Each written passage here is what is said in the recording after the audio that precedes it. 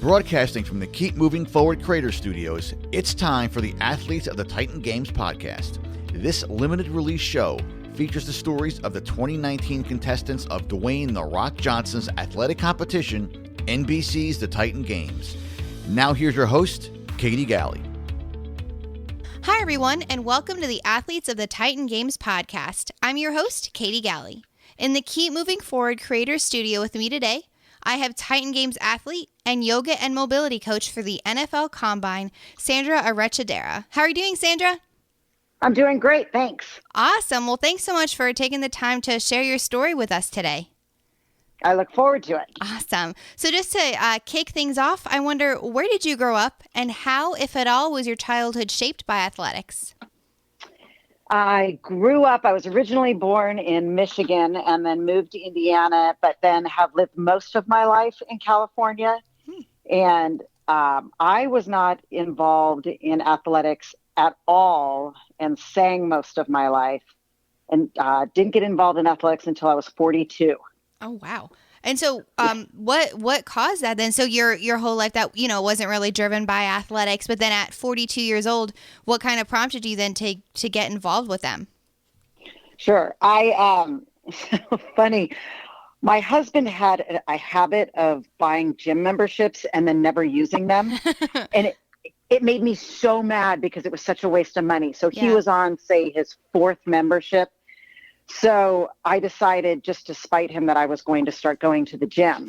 And I had just had my third child. I have 4 kids, and I just had my third child and started working out in the gym there. And it was right along the time of the Beijing Olympics. And I saw a post showing Melanie Roach, who was an Olympian of that time for women's weightlifting. And I saw this post of her, and then I saw a Sports Illustrated article about it and thought, this seems like a really cool sport that I'd like to give a try, and showed it to my husband. And my husband said, I don't care so long as you don't get big and your neck doesn't get all huge. Just some stipulations. Right. And so, from there, being inspired by watching the Beijing Olympics, how then just starting to go to the gym, to start using that gym membership, how then did you start to marry those two and really dive into weightlifting? I got into so I was at this gym, which by the way, back then, there was no real, CrossFit was brand new. So the idea of dropping weights was unheard of. You couldn't do it. And then plate weights were stuck in the back of this closet that I would have to go get them out to use. And it just, weightlifting was not done. And this was back in 2007. And I really wanted to do it. So I started searching around because I thought watching that and seeing all that was so cool. The sport seemed so cool, but it was so hard because I don't know if you've ever weightlifted before, but if you can't drop weights, it makes it really hard to go heavy on a weight. Yeah. So I started searching around, and it was also, the internet was different. Everything was kind of different then. It wasn't as super accessible as it is now to do everything. Mm-hmm. I had found this one gym called California Strength that did weightlifting. And so I just showed up there one day and I asked if I could lift there. And they said, I'm sorry, we don't train women. And you looked around and it was like 3 Bulgarian guys and just these kind of big guys. And I said, please, I'd really like to do this. And I was like $110 and just like with a little baseball cap and my hair and a ponytail. Can I please lift here? Like, no. Thank you, little lady. Go on about your business. Like, okay. So I came back a couple more times and was told the same. And by the way, the same guy that told me that turned out to be my coach of like 6 years. He was awesome. Wow. I finally got the owner of the gym to watch me, and I really had this urge to do this sport. And he watched me and said, his name was Dave Spitz, and he still is the owner of the gym. And he then said yes and agreed that I could come and start training in the gym. And I have never left. Wow. I've been there for over 10 years and absolutely love it there. Man. And so what drove you then to, I mean, at first being turned away, but you kept going back. They didn't train women, but you kept going back. You had this urge to do weightlifting, but was it truly you kept going back because there was no other place to train? You were just looking for that outlet and looking for the proper training materials and resources? Kind of, yeah, because when I walked into that place, it was the only gym I had ever seen that was simply platforms, barbells, and plates. And it was great. It wasn't like walking into kind of your standard gym that had machines and things. And I really, really loved that. Plus, I really loved the idea that it was kind of this down and dirty, just guys, really small amount of people just lifting weights. My husband came by and visited one day and he said, "This is like your heaven." It just, I can't explain it, but if you're drawn to that kind of gym, you're really drawn to those kind of movements. Like it's a different sort of atmosphere, and CrossFit athletes get that, where you're just kind of, you just want to be lifting weights. And Yeah. I just wanted to do that. And I very quickly found myself in the gym, 9 times a week. I was doing 2-a-days, Monday, Wednesday, Fridays, and singles, Tuesday, Thursday, Saturdays. And I just was really driven to be doing this thing. And I had just had, my 4th child was just a year old. And so I owned my own business and I was able to kind of make my own hours, and I could spend a couple of hours every day at the gym. And I loved it. Wow. Gee, that's amazing. I mean, having that drive and that passion to do something that you found and that you fell in love with. And so from there, I mean, you were training so much, doing 2-a-days, 9 times a week. Were you aspiring to be on some sort of competitive track? Did you find competitions that you wanted to compete in, or was it just a personal drive to be better? Then I was very competitive, and It was, again, a very different sport. There still weren't, so women weren't even admitted into the Olympics in weightlifting until 2000. So wow. An incredibly new sport, if you think about it, still even a new sport. If you think about how many Olympics there's been, not that many in which women have been in. So it's really taken off in, say, the last 8 years, has become just exploded with these amazing women that you're seeing come forward, like Maddie Rogers, Morgan King, but this is all a pretty new thing. So when I got into it, it was still pretty much a male dominated, and I don't mean male dominated like they didn't let women in, but it was a sport that was predominantly male done. So I loved it, and I loved the idea of being an older athlete and the ability to go after some of the records. So my coach was very involved with the process of going after certain numbers and getting me ready for nationals. I was in nationals in my first year and medaled in nationals, and then was able to break records. And I broke all those records within the first 4 years. And that was my goal, was just hit and break as many records as I can until my body said, "You're not doing this anymore." Oh, that's so cool though. I mean, you discovered this sport, you discovered that you loved the sport, and then you went all in, and you found these goals, you found these new things that you wanted to hit, these new targets, and you set your sights on them and you went after them. I was all in, to the point where my husband's like, "I don't want to hear about this anymore." And that was just a really fabulous time in my life.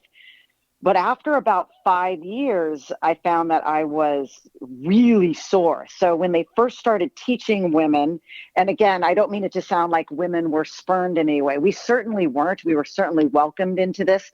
But learning how to teach women or masters athletes is different than teaching a 20-year-old man. Their bodies are just simply different. So it was a process of, we were doing this Bulgarian style lifting in which you basically were going heavy all the time. You were squatting heavy, snatching heavy, clean and jerking heavy. And it just really takes a toll and is not necessary for men. Do better going completely to maximum more than women do. Women can take load more. It was just a different sort of lifting. So my body was just dying. So about 5 years in, I decided that I needed to learn something to take care of my body, better stretching techniques for an athlete. And so that's when I decided to get my yoga certification. Wow.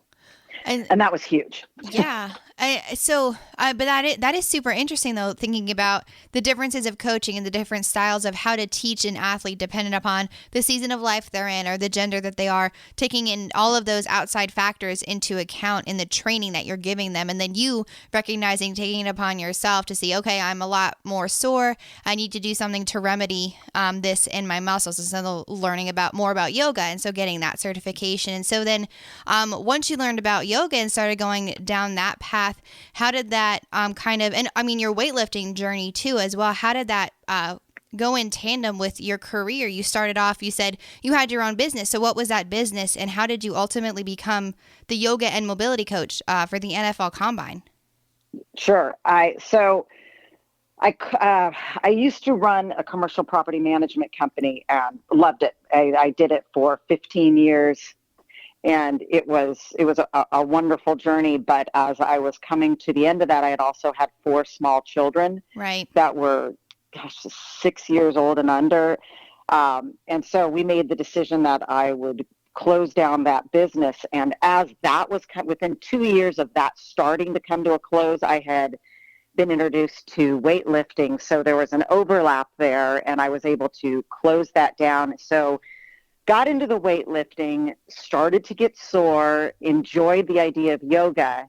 As soon as I started getting my certification, the owner of California Strength asked me if I would be interested in working with his combine athletes for yoga a couple of nights a week, of which I said, absolutely. And best job of my life. Couldn't ask for better humans to work with. They are fantastic. So I got that certification and I immediately started teaching, and I'm now in my 5th season of teaching combine athletes. And we actually just moved into the season. We had our first combine yoga class of the season on Tuesday, and this is my 5th season doing it now. Wow. And so how then, that's so cool. And I love that journey that you took. How does teaching yoga during, you're saying like the combine season. So how is that different, or does it differ from the regular football season? I guess, how is the differentiation between the NFL Combine versus athletes who are NFL athletes in season? Sure. So right now, what you have is just graduating college students are gearing up for what's the combine that will happen in February, and for their pro days. So what they're trying to do is they're basically getting ready to perform, and this is when they'll start getting picked up by teams. So it's a really crucially important time for them. Mm-hmm. So my time is very specific from January through March, end of March. We go heavy into where they're working really hard and I'm working with a team that's put together. So that happens during combine season, and that's my heaviest season. On the outside of that, I also throughout the year work with weightlifters, baseball players, football players, professional football players will start coming back now as their season comes to an end. They'll come back to California, and I'll get to work with some of my old players. Like Austin Hooper plays for the Falcons. He's a player that I work with. Kiko Alonso, who's on the Miami Dolphins.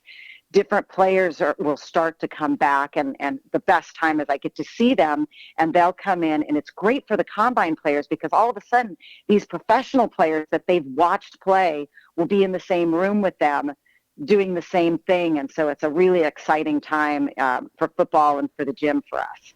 Yeah, absolutely. And I love it. It's so cool how you said your fitness journey didn't really begin until later in life, around 42. But now your life, everything that you do, it's helping athletes and it's being an athlete yourself. It's pretty amazing the path that brought you here. I absolutely love this. I wouldn't have asked the journey to start or complete or do anything any differently because as an older athlete, I feel like I can really hone in on exactly what is needed to work on. So when I went in for my yoga certification, it was very much geared towards how I could help athletes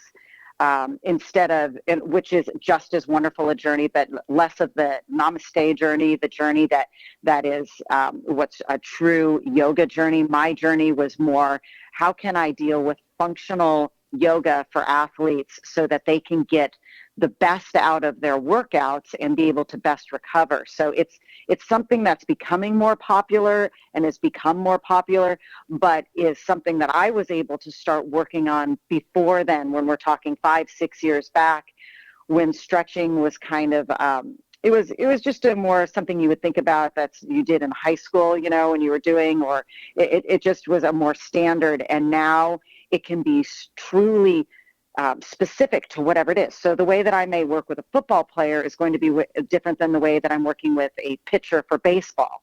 He's going to have, he's going to have hips where he really needs to be able to drive his legs, and his arms and his shoulders are very important for his pitching, different than how a football player needs to be able to take a hit and have true torso stability and a strong, fluid spine. Does that make sense? Yeah, it makes a lot of sense. And I mean, it's clear too, just the knowledge that you've developed being around these different athletes and across these different sports. And so over time though, so you started off with football players, but then now you're saying you've developed experience in helping athletes from other sports, coaching them through yoga and mobility as well. So how did you start to figure out and differentiate and see that certain athletes in different sports require different kinds of mobility? I started with football players and weightlifters, and weightlifting was something I was very familiar with, the pains that come along with that. So I spent a lot of time looking at different sort of study programs and how they would address issues when they were dealing with physical therapy and mobility, and then spent a lot of time on my own body, just how this reacted or that reacted, and then spent a lot of one-on-one time when I first started off talking to them, getting ideas, and realizing that if you have elbow pain, it may have nothing to do with your elbow. It may be your fingers or your wrists or your shoulder. And I spent a lot of time studying that and working with them specifically to where it kind of becomes more second nature, where I can sit and watch athletes better and be able to say, okay, I see the way you're moving, you're asymmetrical, you're catching a weight in a way that is asymmetrical. So your right side is leaning more than your left, and being able to understand, okay, that's an issue with the left side not being able to lock out. You know what I mean? Just kind of looking at those things. And once you specifically, there's been plenty of times I've been stumped, but specifically looking at them and saying, okay, let's start from the beginning and watching them move from their fingers to their shoulders and checking their mobility, and then saying, okay, you have a pec that's tight. You can see by the way your arm is moving, blah, blah, blah, that kind of thing. Yeah. And that makes sense too. I mean, one, it's you observing them and seeing the athletes across different contexts, but also you experiencing it yourself as an athlete, knowing certain limitations and things that, injuring yourself or hurting yourself, doing different things, what could be causing the problem, where it stems from because of your own experiences, but also just watching them too. For sure. As an athlete myself, there's no way for me mentally I would have been able to do the things that I'm doing now had I not gone through some of these things for years and been able to say, I get it. I've done these 2-a-days. I've done this work. When you're saying these things to me, I get how you're feeling. Where I don't know if you were truly just an instructor working with athletes, and I may be wrong, but it seems like if you've walked that path or you've felt that, it's easier to work with them to help them because you understand what that journey is. Yeah, exactly. You've been there. And so, Sandra, I mean, this is incredible. I love your journey and just all of the twists and turns that it took, and you just walking through those doors of opportunity. How did you ultimately end up as a contestant on the Titan Games?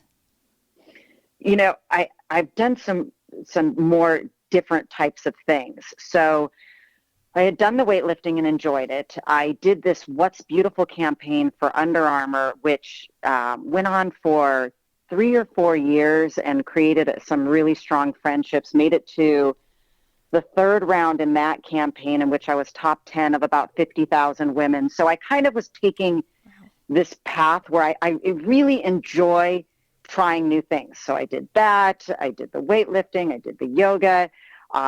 I then tried powerlifting last year and broke all the masters records in my age group for California. But right around that time, I wanted to try something new. I'm not really competing very much in weightlifting anymore. I wanted to try something new besides just working out at this particular sport. And I saw this it went by so fast on Instagram. It was this little post that The Rock did saying, hey, if you want to try something new and push yourself to limits you haven't done, try this. I even went to my friends and said, did you guys see this? And they're like, no, I don't know what you're talking about. Oh, okay. So I put in an there was this multi-page application and video that you needed to put together. And I thought, well, why not? I mean, why not? What's the worst that can happen? I just never get anything back. And that's kind of what I thought would happen. I put that in March or April. And then a couple of months later, got a call from one of the producers saying, hey, we're doing this roundtable and your name came up and we're all sitting around there and we like what we saw. So I'm not saying you're in, but you might want to keep doing what you're doing. What the hell? I kind of thought it was a joke. And yeah. I said, are you sure you're calling the right person? I said, take a look at my picture and my name again. And he said, no, we know who you are. That's cool. Just keep doing what you're doing and I'll let you know if we're going to go further with you. And I kept getting those types of calls. Like, wow. I'm not saying you're in, but we really like this. And so every time we're like, okay. And I'm not sure where you're going here, but how about you think about doing a little more cardio? Ugh, crap, I hate cardio. Okay, fine. And those calls just kept coming. Wow. Until I was invited to the combine, which was their own combine that they had, in which about a little over 100 of us went to. One of the best weekends of my life. Everything we would do, I would come off there just smiling, and I'd look at them like, that was so much fun. That was so much fun. We would deadlift to maximum. That was so much fun. You would do your vertical jump. You'd do a broad jump. You would do obstacle courses. And I was like a kid in the candy store with 100 other athletes who were having the best time. Oh, and I guess they just decided that, they wanted somebody who was really, really old to do it. No, it's because you excelled and you were happy to. I mean, because it's crazy. You think about you show up and you show out, so you have no idea. You kept getting those calls, and so you didn't think it was real until it was. All of a sudden, you are at this combine, best weekend of your life. But then these incredible, tests of physical feat come up and mental feats come up, and you just rise to the challenge. You not only rise to the challenge, but you smile after completing them. And so, I mean, anyone who has that ability to push their body to that limit and then still come off smiling, I mean, that's definitely someone who is worth her salt.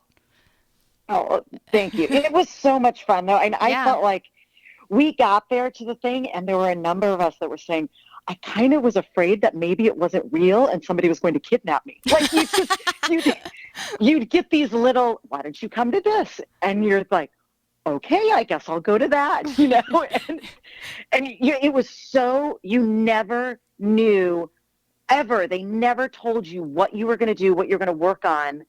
And then maybe a couple of days before the combine, it was, hey, just so you know, you may be deadlifting. And I thought, score. I love deadlifting. You may jump high. And they had some stuff in there that I totally knew about from the NFL combine, because I'm helping get athletes ready that they're mobile for doing the 40-yard dash, for doing a vertical jump. And we did all of that stuff. So For me, it was so much fun. At the end, I honestly felt like I want to do it again. It was so much fun. Man, that's so cool that you were preparing for something you had no idea was coming, but just the nature of your work and how you prepare yourself every single day. You were ready for it when that right opportunity came. Yeah, a really really fortunate situation. I feel like I absolutely lucked out, and even when I got the call that I was going, I loved the guy who called me. He'd been calling me about different things all throughout. So when he called, he kind of messed with me and made me feel like I didn't get it, and had said, hey, I just want to call and tell you that sometimes we don't have any choice in what happens, and we don't understand why they make the choices they make. And sometimes they don't make the decisions that we want. but this isn't the time. I'm like, oh, you jerk. And Oh, it was, man. but I was saying to him, it's like, you know me, don't screw me with me. Are you serious? Am I seriously doing this? And it was like the most amazing high. I was so excited about it. That's so cool. I mean, truly just being prepared for it and then seizing that right opportunity when it came, and then just having that experience and knowing how wonderful it was and truly living in that moment. And so, I mean, from your experience at the Combine and then as a contestant on the games, I wonder, what would you say is your definition of a Titan, and how do you believe your experience as a Titan will now carry over into the rest of your life? I think that it furthers the idea of play hard. When we were at the Combine, one of the guys, I can't remember which one, had said, somebody said to me, I love to play here. And he said this in front of everyone. He said, and I love the idea of the attitude that this hard work is play. And he said, and that stuck with me. And I don't even know if it registered to him that it was that momentous. But for me, it turned a day in which you're going to the gym saying to yourself, oh my God, I don't want to do this today, to I am so lucky to be able to play in this kind of arena. So for me, it was an amazing feeling of gratitude. Everything that I did, a friend of mine said, be grateful for every minute, because right now, this is all frosting. You never thought you'd go past the application process. So anything that happens here is frosting on the cake. Yeah. So that's kind of led over to, I feel like with my Combine athletes, with what I do every day, is I am just so lucky that I have the opportunity to do this. So I feel like I want to do, like, how do you top that? That's my problem is I want to find that next thing. Like, how do you top that? I got to talk to the rock. I can't, you can't top that, So for me, it's like, I just want to play more. I just want to do this more. And I want to be involved in this type of stuff more. It was so amazingly hard, but it was so much fun. Oh man, I really do love that. And it's true, having that appreciation, not just reflecting back on it, but when you're in it, when you're in those moments too. And I think that's the most challenging part, but having those people around you, having that community rally behind you and say, and just kind of reminding you, hey, you didn't even believe that you would make it this far. You had no idea this opportunity would come. So just, you've made it here. So don't forget to, to drink it in and make the most of it. Yep, absolutely. It's like, when they say when you get married and they say, you're never going to remember your wedding. It flies by so fast. So try to sit down and enjoy it. I tried to do that all throughout the Combine. I can remember very specific things that were so wonderful about it, because I really thought that's all it would be for me, as I thought this is going to be this awesome experience. And then from the moment I got the call that I was going, I tried to appreciate and love the journey and try. I had a friend who owns a gym in Oakland who just kept throwing every ridiculous idea he could at me. He was like, carry that, go take that over there. Dude, that's like a keg that's 2 times as big as me. I don't care, go do that. No, climb this rope without your legs. Like, I don't do that. I'm not a CrossFit athlete. Just do it. All right. Just appreciating the journey from that call to today. It's just so much fun to go through this process, and the people that are in this process, and I'm so appreciative of all these other athletes.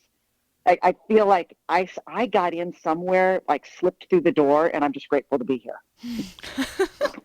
That is a very I love that analogy, looking at it from that way, and just it feels like you just slipped in, so you're just appreciating all the moments and everything that you have now, and kind of bearing the fruit from it. And so I know you said you're looking for that next thing, and trying to find that next goal to set. So do you have your eyes set on anything in particular, a powerlifting competition, or just what do you think is next for you, or what would you like to accomplish next?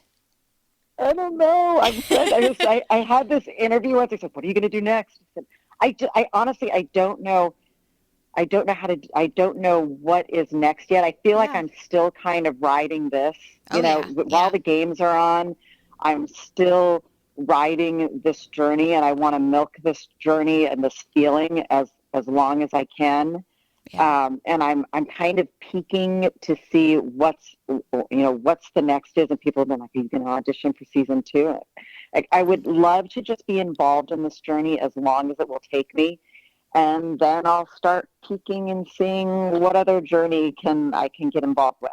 Yeah, absolutely. And I think you're doing it exactly the right way. Like, you were just simply prepared for this opportunity that, I mean, you had no idea what it was, but you were just ready for it when it came. So continuing to stay in that state of preparedness, because you never know what's going to come next, whether it's going to be season 2 of the Titan Games or something else entirely, you don't know. But again, just living the life that you live and being prepared for what's next, that's going to set you up for achievement no matter what you decide. Yeah, I agree. I kind of feel like I don't want to let down in what I'm doing. I kind of just want to keep getting stronger, and it's funny, is truly as you get older, it has to be my age can mean nothing. I have to just keep working, and it doesn't matter. It makes no difference when people say, well, how do you do it? And it's like, so everybody's got their thing, I mean, mine is that I'm a mother of 4 and I'm excessively busy, and it doesn't matter though. I mean, it doesn't matter for any of us. We've all got some story that we overcame to do something, and we either did or we didn't or whatever, and it just doesn't matter. It's all your own journey of how you get there. Yeah, exactly. I love that. And you have to, have that willingness, have that desire to decide, okay, whatever it is that I have to overcome or get through, I'm going to get through it so that I can achieve what's next. I can keep pushing forward on this journey. And so, Sandra, in light of that, just with everything that you've accomplished so far in this incredible path that you've taken, and knowing that you're on the horizon, no matter what it is, you're going to go after it hard, all those new goals, whatever it is you decide to achieve next. I just have one final question. What do you want to be remembered for? I want to be remembered, I think, for my attitude. I feel like if you can be grateful for this entire journey, whatever it is that you do, I feel like it makes it so much better. So I would hope that people would look at that as, doesn't matter that she's 51 and she's with these kids, with these younger people and doing these things, that I would like to be remembered that it's okay. Like, it really doesn't matter. And I don't want to do the cliche, age is just a number, but to be able to say, it's okay to be grateful for every part of the journey, even failing, failing, be grateful for that entire journey and learn from it, no matter what that was. Be grateful for winning, be grateful for failing, be grateful for whatever it is along that journey. I think that that's an important message and goes very, very far in your happiness and how well you do, is just having that kind of outlook, maybe, versus, oh my God, this is so much work. I can't believe that I have to sit here and do this and that. It's to be like, I get to do all of this. How lucky am I? Thank you all for tuning in to today's installment of the Athletes of the Titan Games podcast. To learn more about each of these Titan athletes, be sure to check out their information in the links in my show notes. Furthermore, to stay up to date on all things coming out of the Keep Moving Forward Creators Studio, be sure to subscribe to the Keep Moving Forward podcast iTunes channel and follow along on social media, also available in the show notes. As the creator of the Titan Games, Mr. Dwayne "The Rock" Johnson says, "Titans aren't born, they're made." And I hope today's story helped you realize all that you are capable of becoming if you put in that hard work and just keep moving forward.